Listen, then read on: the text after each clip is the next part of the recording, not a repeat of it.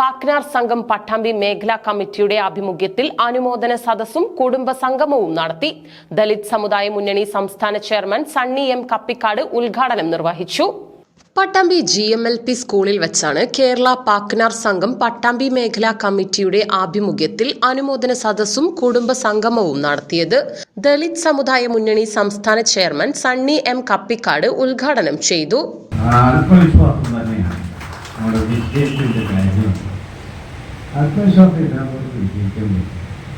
ആത്മവിശ്വാസം നിറഞ്ഞു തുറക്കുന്ന ഒരു സദസ്സാണെന്ന് ബോധ്യം എന്നെ കൂടുതൽ ആവേശകരവും സന്തോഷവാനും ആക്കുന്നു. നമുക്ക് കഴിയാവുന്ന കാര്യങ്ങൾ നമ്മൾ ചെയ്യുക എന്നതാണ് പ്രധാനമായിട്ടും.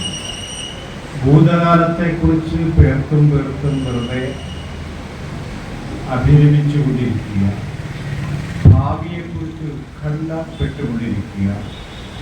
അതിനപ്പുറം നമ്മൾ ജീവിക്കുന്ന സമയത്ത് നമ്മൾ ആസ് എ ഹ്യൂമൻ ബീയിങ്, ഒരു മനുഷ്യൻ എന്ന നിലക്ക്, മനുഷ്യ ജന്തു എന്ന നിലക്ക്